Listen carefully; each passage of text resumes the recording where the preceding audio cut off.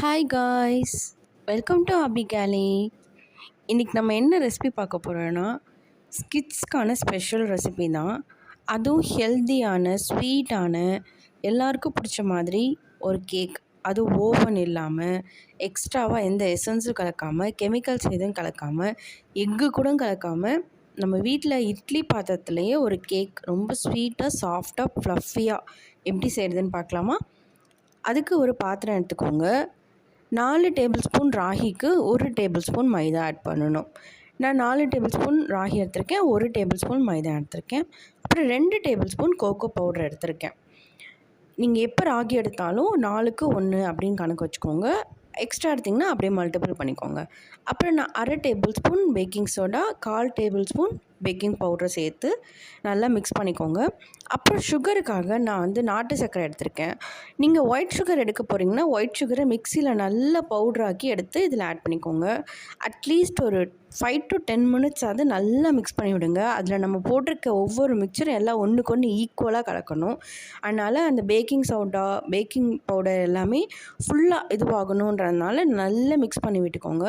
Mix பண்ணதுக்கப்புறமா காய்ச்சி ஆற வச்சிருந்த பாலை கொஞ்சம் கொஞ்சமாக சேர்த்து நல்லா மிக்ஸ் பண்ணிக்கோங்க. ஃபுல்லாக சேர்த்துட்டோன்னா ரொம்ப தண்ணி ஆகிடும், அப்புறம் அந்த கேக் வந்து ஒரு கெட்டியாகவே வராது. அதனால் கொஞ்சம் கொஞ்சமாக சேர்த்து மிக்ஸ் பண்ணிக்கோங்க. கொஞ்சம் கொஞ்சமாக சேர்த்து மிக்ஸ் பண்ணும்போது கட்டி இல்லாமல் பார்த்து நல்லா மிக்ஸ் பண்ணி இந்த மாதிரி எடுத்துக்கோங்க.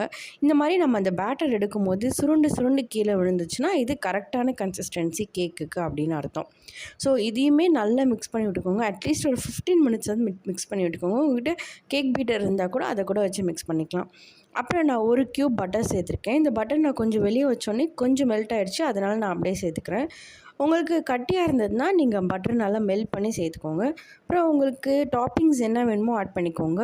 இல்லை பாதாம், பிஸ்தா இல்லை நட்ஸ் எது இருந்தாலும் கிரேட் பண்ணி ஆட் பண்ணிக்கோங்க. நான் கொஞ்சமாக முந்திரி பருப்பும் சாக்கோ சிப்பும் போட்டு நல்லா பேக் பண்ணி விட்டுக்கிட்டேன்.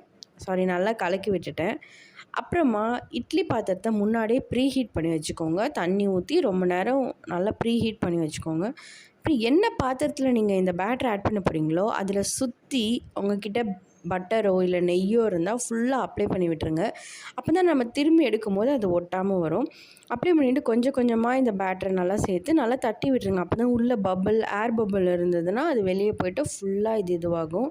ஸோ மேலே கார்னிஷிங்காக உங்கள்கிட்ட என்ன இருக்கோ நீங்கள் சேர்த்துக்கலாம். நான் கொஞ்சமாக சாக்கோ சிப்பும் முந்திரி பருப்பும் வச்சுருக்கேன். உங்கள்கிட்ட என்ன இருக்கோ நீங்கள் சேர்த்துக்கலாம், அது நம்மளோட விஷ் தான். ஆல்ரெடி ப்ரீ ஹீட் பண்ணி வச்சுருக்க இட்லி பாத்திரத்தில் இதை போட்டு மூடி 35 to 40 மினிட்ஸ் கிட்ட விட்டுருங்க. அதுவும் மீடியம் ஃப்ளேமில் வச்சு விட்டுருங்க. அது நல்லா கொதிக்கட்டும். மேக்ஸிமம் கண்டிப்பாக 35 to 40 மினிட்ஸ் ஆகிடும் அது வேகிறதுக்கு.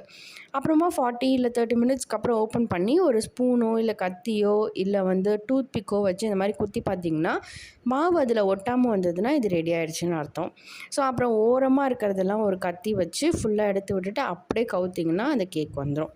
அவ்வளோதான். இதை அப்படியே கட் பண்ணி உங்கள் கிட்ஸுக்கு, உங்கள் வீட்டில் யாராவது கெஸ்ட்டு வந்திருந்தாங்கனாலோ இந்த மாதிரி கொடுத்து பாருங்கள். ரொம்ப சூப்பராக இருக்கும். நம்ம கடையில் போய் சாப்பிட்றதோட ரொம்ப ஹெல்த்தியான ராகி மாவை வச்சு நம்ம வீட்டிலேயே ரொம்ப குட்டியான நேரத்துலேயே நம்ம ரெடி பண்ணிட்டோம். உங்களுக்கு இந்த வீடியோ பிடிச்சிருந்தால் லைக் பண்ணுங்கள், ஷேர் பண்ணுங்கள், சப்ஸ்கிரைப் பண்ணுங்கள்.